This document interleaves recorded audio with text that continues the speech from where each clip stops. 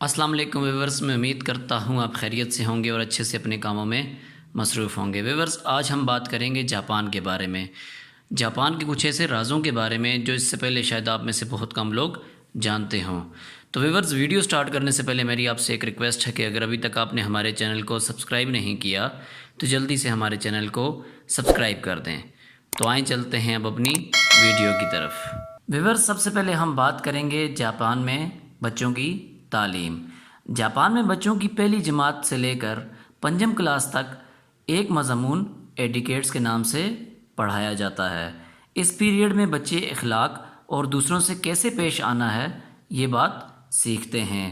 پہلی سے لے کر مڈل یعنی 8ویں جماعت تک بالکل فیل نہیں کیا جاتا، اس لیے اس عمر میں تعلیم کا مقصد صرف رٹنا رٹانا نہیں بلکہ تربیت، معنی و مفہوم سکھانا اور تعمیر شخصیت ہوتا ہے۔ ویورز، جیسا کہ آپ میں سے بہت لوگ جانتے ہوں گے، جاپانی اگرچہ دنیا کی امیر ترین قوموں میں سے ہیں، لیکن اس کے باوجود ان کے گھر میں کوئی خادم یا آیا نہیں ہوتی۔ ماں اور باپ دونوں مل کر گھر کی دیکھ بھال کرتے ہیں اور اولاد کی تعلیم و تربیت کے ذمہ دار ہوتے ہیں۔ جاپانی بچے روزانہ اپنے اساتذہ کے ساتھ مل کر 10 منٹ تک اپنے مدرسہ کی صفائی کرتے ہیں۔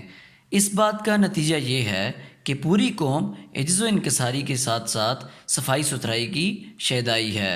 جاپانی اسکولوں میں بچے اپنا ٹوتھ برش ساتھ لے کر جاتے ہیں۔ مدرسے میں ہی کھانا کھانے کے بعد دانتوں کی صفائی کی جاتی ہے۔ اس طرح چھوٹی عمر میں ہی انہیں حفظان صحت کی تعلیم اور تربیت ملتی چلی جاتی ہے۔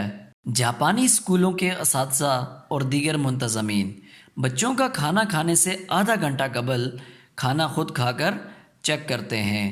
اگر کھانا ٹھیک ہو تو بچوں کو پیش کیا جاتا ہے۔ اساتذہ جاپانی بچوں کو جاپان کا مستقبل سمجھتے ہیں، لہٰذا ان کی صحت کی ہمیشہ حفاظت کرتے ہیں۔ جاپان میں صفائی کے عملے کو ہیلتھ انجینئر کہا جاتا ہے۔ اس کی ماہانہ تنخواہ 5,000 سے لے کر 6,000 ڈالر تک ہوتی ہے۔